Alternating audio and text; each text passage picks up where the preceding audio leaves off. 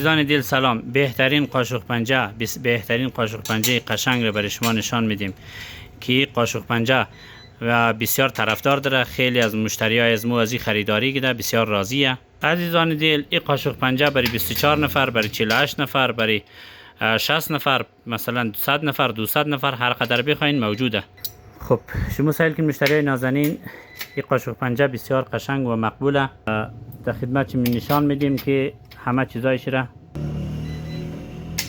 یک ظرفی قاشق پنجه قشنگ است، یک کتلری سیر است که بیشتر مشتری های از موزی راضی است. در آمریکا، استرالیا، کانادا و اروپا هر جای از این زیادتر در داده. استرالیا گیرک از مو خیلی زیاده، از این بسیار خوش کده، بسیار مقبوله. اینال شما سلکین عزیزان دل، این قاشق پنجه در مجموع از بهترین و پرطرفدارترین قاشق پنجه هست که تا هنوز ما از این سودا کدم. یک است، این طرفش سیلور است، این طرفش گلدن است. گلدن چمکدار است، استیل چی اسکریج نمیشه. بسیار مقبول، بسیار دیزاین قشنگه.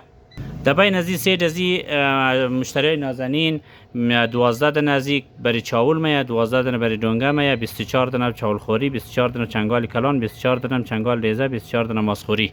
این سید از این می قسمی است.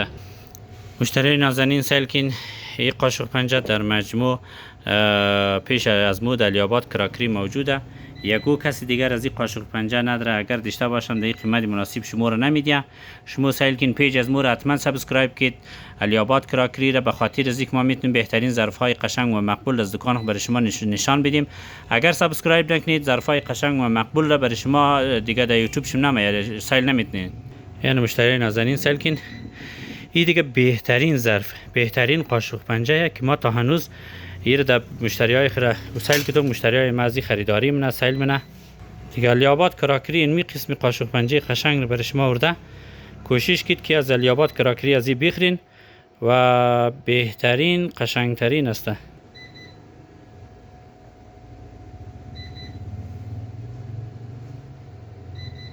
دیگه علیاباد کراکری را حتما شما در ذهن خوبیلین.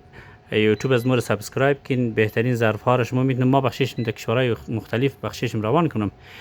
ظرف های جیزینگ، بخش خانه، هتل، برای مثلا گیفت، برای هر چیز که شما بخواین در علیاباد کراکری موجوده. سامان های الکترونیک، ظرف های ماربل، ملامین ایرانی، چینا، قندانی های ترکی، همه چیزا